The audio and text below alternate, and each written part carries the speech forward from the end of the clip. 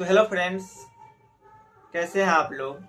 मैं उम्मीद और आशा करता हूं कि आप लोग एकदम बढ़िया होंगे। आप सभी को आपके अपने यूट्यूब चैनल SK लक्ष्य एजुकेशन में मोस्ट वेलकम है।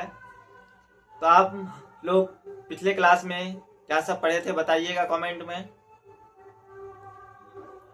क्या सब पढ़े थे बताइएगा। पिछले वीडियो में हम लोग क्या देखे थे, किरणपुंज के बारे में। किरणपुंज कितने प्रकार के होते हैं। किरणपुंज 3 प्रकार के होते हैं, आप लोग को हम बताए थे। अपसारी किरणपुंज, समांतर किरणपुंज और अभिसारी किरणपुंज, 3 प्रकार के किरणपुंज के बारे में बताए थे।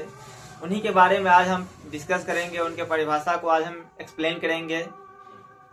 तो सबसे पहले हम जानेंगे अपसारी किरणपुंज के बारे में कि अपसारी किरणपुंज किसे कहते हैं। इसके बाद हम जानेंगे समानांतर किरणपुंज और इसके बाद लास्ट में हम अभिसारी किरणपुंज के बारे में जानेंगे। तो चलिए पहले देखते हैं कि समांतर किरणपुंज और अपसारी किरणपुंज और अभिसारी किरणपुंज में पहले हम अपसारी किरणपुंज को देखेंगे कि अपसारी किरणपुंज क्या होता है। तो चलिए देखते हैं। तो सबसे हम पहले क्या बताएं आप लोग को, अपसारी किरणपुंज किसे कहते हैं। तो आइए देखते हैं अपसारी किरणपुंज किसे कहते हैं। अपसारी किरणपुंज किसे कहते हैं? वह किरणपुंज जो एक बिंदु स्रोत से निकलकर क्या कर रही है, वह किरणपुंज क्या कर रहा है, वह किरणपुंज जो एक बिंदु स्रोत से निकलकर क्या होती है, फैलती हुई प्रतीत होती है। क्या फैलती हुई प्रतीत होती है, उसे क्या कहते हैं, अपसारी किरणपुंज कहते हैं। क्या कहते हैं, अपसारी किरणपुंज कहते हैं। जैसा आप एग्जाम्पल के तौर पर यहाँ देख रहे हैं, यह एक बिंदु है और इधर देख सकते हैं यह प्रकाश निकलकर क्या होती है, फैलती हुई प्रतीत होती है। क्या होती है, फैलती हुई प्रतीत होती है। यह क्या कहलाता है, अपसारी किरणपुंज कहलाता है। तो आप लोग अपसारी किरणपुंज के बारे में समझ गए। तो अपसारी किरणपुंज हम आपको बताए क्या, देखिए वह किरणपुंज जो एक बिंदु जिससे निकलकर क्या होती है, फैलती हुई प्रतीत होती है। क्या होती है, एक बिंदु स्रोत से निकलकर फैलती हुई प्रतीत होती है, वह क्या कहलाता है, अपसारी किरणपुंज कहते हैं उसे। तो आगे हम दूसरा देखेंगे क्या कि समांतर किरणपुंज किसे कहते हैं। क्या देखेंगे, समांतर किरणपुंज किसे कहते हैं कि ऐसा किरणपुंज जिसमें प्रकाश की किरणें एक दूसरे के क्या होती है, समानांतर होती है। क्या होती है, एक दूसरे के समानांतर होती है, उसे हम क्या कहते हैं, समांतर किरणपुंज कहते हैं। एग्जाम्पल के तौर पे आप देख सकते हैं यहाँ पे एक दूसरे के पैरेलल में क्या है, एक दूसरे के पैरेलल में किरण चल रहा है, इसे हम क्या कहेंगे, समानांतर किरणपुंज कहते हैं। क्या कहते हैं, समानांतर किरणपुंज कहते हैं। तो हमारा परिभाषा क्या है कि ऐसा किरणपुंज जिसमें प्रकाश की किरणें एक दूसरे के क्या होते हैं, समानांतर होती है। क्या होता है, एक दूसरे के समानांतर होती है, उसे हम क्या कहते हैं, समांतर किरणपुंज कहते हैं। क्या कहते हैं, समांतर किरणपुंज कहते हैं। अगला हम देखेंगे अभिसारी किरणपुंज। क्या देखेंगे, अगला हम देखेंगे अभिसारी किरणपुंज, जो हमारा तीसरा है।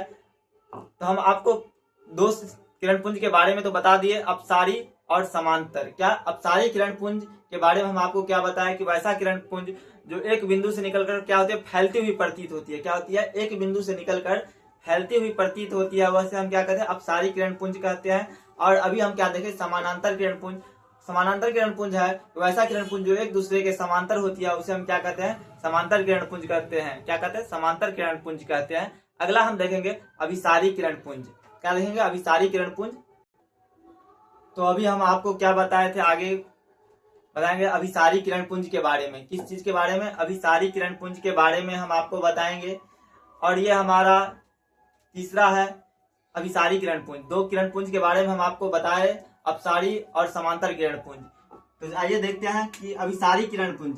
अभिसारी किरणपुंज किसे कहते हैं, ऐसा किरणपुंज जिसमें प्रकाश की किरणें एक बिंदु से क्या है, एक बिंदु पर आकर मिलती है। ऐसा क्या कहता है, ऐसा किरणपुंज जिसमें प्रकाश की किरणें कहां पर, एक बिंदु पर आकर मिलती है, वह क्या कहलाता है, अभिसारी किरणपुंज कहलाता है। क्या कहलाता है, अभिसारी किरणपुंज कहलाता है। जैसे आप एग्जांपल के तौर पे यहाँ देखिए, इस बिंदु पे जो है इधर चारों दिशाओं से क्या इस बिंदु पर आकर क्या होती है, इस बिंदु पर आकर मिलती है। क्या पर, इस बिंदु पर आकर मिलती है।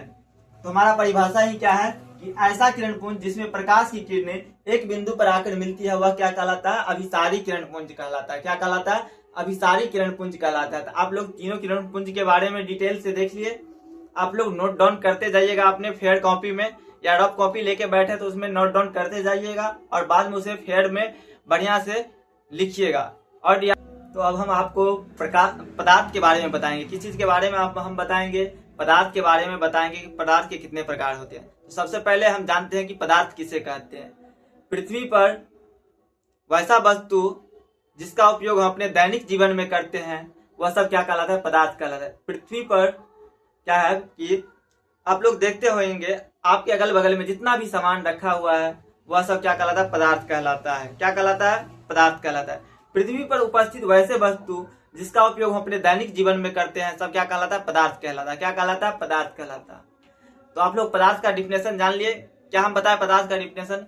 कि पृथ्वी पर उपस्थित वैसे वस्तु जिसका उपयोग हम अपने दैनिक जीवन में करते हैं सब क्या कहलाता है? पदार्थ कहलाता है। क्या कहलाता है? पदार्थ कहलाता है। पदार्थ कितने प्रकार के होते हैं? पदार्थ मुख्यतः 3 प्रकार के होते हैं, पारदर्शी, अपारदर्शी और पारभासी। कितने प्रकार के पदार्थ होते हैं? पारदर्शी, अपारदर्शी और पारभासी। आप लोग को अगर यह सेशन अच्छा लग रहा हो तो आप लोग लाइक, शेयर और कमेंट जरूर कीजिएगा। आप अपने व्हाट्सएप चैनल पे इसको शेयर जरूर कीजिएगा, या आपके किसी भी दोस्त के पास जो अभी क्लास 10th में हो उसको आप लोग यह सेशन जरूर शेयर कीजिएगा। आप लोग लाइक कीजिएगा इस सेशन को ताकि हमारा मनोबल बने रहे। तो हम सबसे पहले आपको बताएं कि पदार्थ के बारे में कि पदार्थ क्या है। आप लोग पदार्थ का डिफिनेशन समझ गए कि पृथ्वी पर उपस्थित क्या है? पृथ्वी पर उपस्थित वह वस्तु जो हमारे दैनिक जीवन में काम आता है सब क्या कहलाता है? पदार्थ कहलाता है। पदार्थ कितने प्रकार के होते हैं? पदार्थ 3 प्रकार के होते हैं, आपको हम बताएं। तो आइए सबसे पहले हम देखते हैं कि पदार्थ के 3 प्रकार कौन कौन से हैं, उसके बारे में हम पहले डिटेल में आपको डिस्कस करते हैं। तो आप सबसे पहले हम क्या बताए थे आपको कि पदार्थ कितने प्रकार के होते हैं। पदार्थ मुख्यतः 3 प्रकार के होते हैं। कितने प्रकार के? 3 प्रकार के। तो आइए समझते हैं। हम आपको बताएं क्या पदार्थ के प्रकार। पदार्थ 3 प्रकार के होते हैं। कितने प्रकार के? 3 प्रकार के होते हैं। कितने प्रकार के? 3 प्रकार के। पहला पारदर्शी, दूसरा पारभासी और तीसरा अपारदर्शी। कितने प्रकार के पदार्थ होते हैं? पदार्थ 3 प्रकार के होते हैं। कितने प्रकार के? पदार्थ 3 प्रकार के होते हैं। कौन कौन बताइएगा आप लोग? पारदर्शी, पारभासी और अपारदर्शी। कौन कौन? पारदर्शी, पारभासी और अपारदर्शी। कितने प्रकार के पदार्थ होते हैं? 3 प्रकार के। तो सबसे पहले हम जानेंगे पारदर्शी पदार्थ के बारे में। तो सबसे पहले हम जानते हैं पारदर्शी पदार्थ के बारे में। तो सबसे पहले हम आपको क्या बताए थे? पारदर्शी पदार्थ। क्या बताए? पारदर्शी पदार्थ। पारदर्शी पदार्थ आखिर होता क्या है? तो वैसा पदार्थ जिनसे होकर प्रकाश आसानी से आर पार कर जाता है क्या कहलाता है? पारदर्शी पदार्थ कहलाता है। क्या कहलाता है? पारदर्शी पदार्थ कहलाता है। वैसा पदार्थ जिनसे होकर प्रकाश आसानी से क्या करता है? आर पार कर जाता है, वह क्या कहलाता है? पारदर्शी पदार्थ कहलाता है। जैसे आपको हो गया कांच, हवा, जल, इस सब से प्रकाश क्या होता है? आसानी से पार कर जाता है। यह सब किसके अंतर्गत आता है? पारदर्शी पदार्थ के अंतर्गत आता है। किसके अंतर्गत आता है? पारदर्शी पदार्थ के अंतर्गत। किसके अंतर्गत? पारदर्शी पदार्थ। पारदर्शी पदार्थ आखिर होता क्या है? हम आपको बताएं अभी कि वैसा पदार्थ जिनसे होकर प्रकाश आसानी से आर पार कर जाता है क्या कहलाता है? पारदर्शी पदार्थ कहलाता है। आप लोग इसको नोट डाउन करते जाइएगा अपने डॉक कॉपी में और बाद में इसे फेयर के तौर पर बढ़िया से उतार लीजिएगा। ऐसे हम आप लोग को नोट्स प्रोवाइड कर देंगे, उससे भी आप लोग याद कर सकते हैं। दूसरा आपको क्या हम बताए थे? पारभासी पदार्थ।